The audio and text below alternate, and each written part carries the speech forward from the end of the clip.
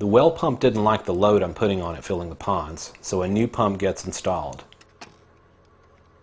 As I reach over to grab some more black pipe, the pipe begins moving.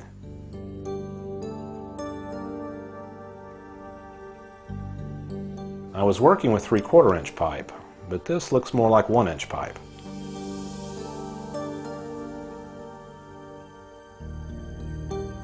Let's follow it to the end and see where it goes.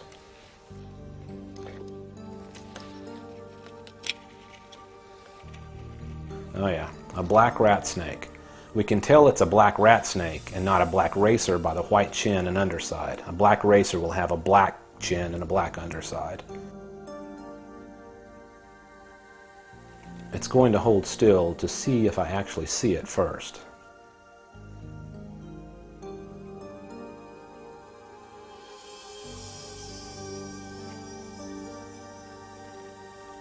My camera moving has its attention. Now it will decide if I'm a threat or not. This snake is harmless and actually a friend around here. It helps keep the mice population down. Mice tear up nets, show tanks, pipes, and koi food bags. It also helps keep the frog population down.